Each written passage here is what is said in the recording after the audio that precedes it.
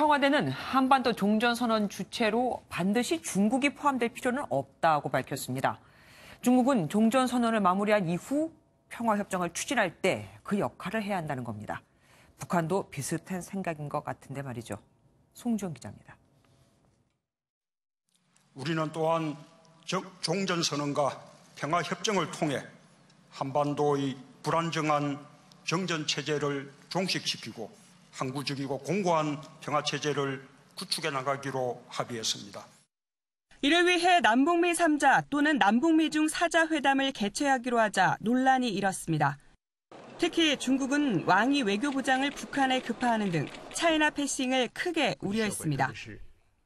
그러자 청와대는 이른바 한반도 평화 2단계 프로세스를 밝히며 논란 차단에 나섰습니다. 우선 청와대는 종전선언과 평화협정을 분리해 봐야 한다는 입장으로 종전선언은 군사대치 대상국인 남북미가 참여해야 한다는 생각입니다. 청와대 핵심 관계자는 중국이 꼭 주체로 들어갈 필요가 있는지 생각해 볼 필요가 있다며 부정적 입장을 드러냈습니다. 다만 평화협정은 좀 다릅니다. 청와대 핵심 관계자는 남북이나 미북만의 문제가 아니라 중국의 역할이 상당히 크다고 설명했는데 중국이 지난 1953년 정전협정 체결 당사국이었기 때문으로 보입니다.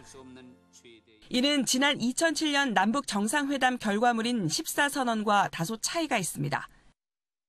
당시 종전선언에는 중국 관여의 여지를 열어뒀지만 이번에는 입장의 변화가 생긴 겁니다. 아무래도 북한 비핵화를 놓고 미국과 입장이 다른 중국을 포함시켜 굳이 상황을 복잡하게 만들 필요가 없다고 판단한 것으로 보입니다. MBN 뉴스 송정입니다.